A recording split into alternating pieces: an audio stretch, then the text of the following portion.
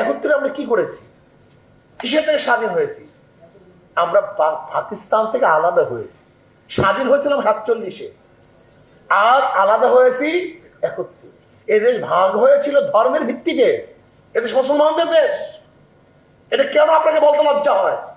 ভেবেছিলাম এবার আমরা স্বাধীন, আমাদের দেশ মুক্ত, আমরা প্রত্যেকে বৈষম্য দূর করতে পেরেছি, বৈষম্যহীন ভাবে আমরা বসবাস করব।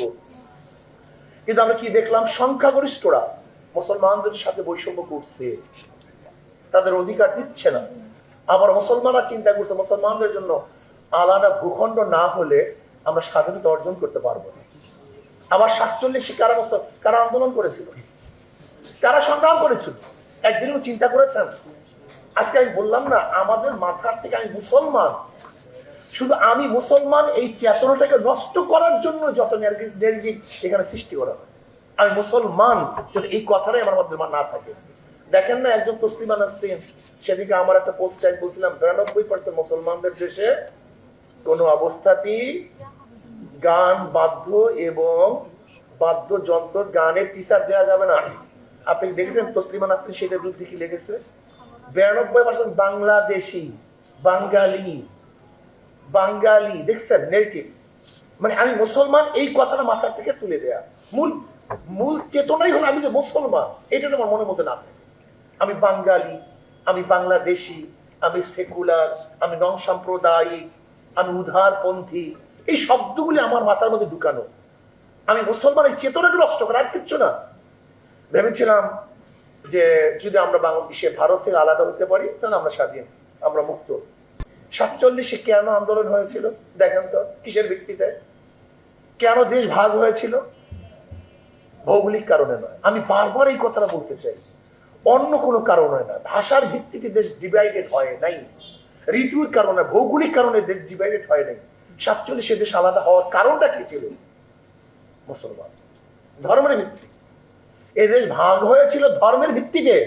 এদেশ মুসলমানদের দেশ। এটা কেন আপনাকে বলতে লজ্জা হয়? আজকে আলেমদের এই কথা বলতে লজ্জা হয়, আজকে মুসলমানদের এই কথা বলতে লজ্জা হয়। 47-এ দেশ মুসলমানরা মুসলমানদের জন্য ভাগ করেছিল। এবং আপনি কি জানেন না 1905 সালে যখন ঢাকা ইউনিভার্সিটি প্রস্তাব দেওয়া হয়েছিল তখন কারা বাধা দিয়েছিল? কারা বাধা দিয়েছিল? কেন বাধা দিয়েছিল? এই কথাগুলি কি মিথ্যে? 41 বার কারা আন্দোলন করেছিল, কারা বৈঠক করেছিল। গড়াইয়ের মাঠে রবি ঠাকুরের নেতৃত্বে, তার সভাপতিত্বে ঢাকা ইউনিভার্সিটি বাধা দেওয়ার জন্য কারা চেষ্টা করেছিল? হ্যাঁ, এখন উদারপন্থী হয়ে গেছে সবাই। আমার কথা আমি বলতে পারবো না, আমার স্টেজ আমি কথা বলতে পারবো না, এটা কেমন কথা হলো?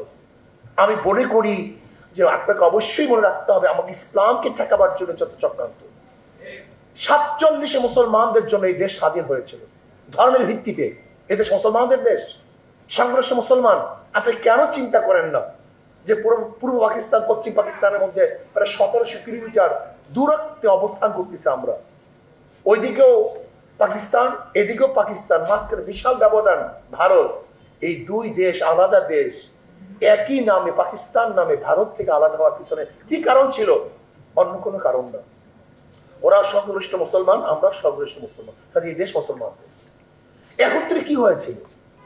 একত্রে আমরা কি করেছি? কিসের থেকে স্বাধীন হয়েছি? আমরা পাকিস্তান থেকে আলাদা হয়েছি। স্বাধীন হয়েছিলাম 47-এ, আর আলাদা হয়েছি 71। আমি মনে করি 47-এ যদি ভারত থেকে আমরা আলাদা না হতাম, স্বাধীন না হতাম, কিয়ামত পর্যন্ত আন্দোলন করতে পারতেন, কিন্তু লাল সবুজের পতাকা উত্তোলন করতে পারতেন না কিয়ামত পর্যন্ত।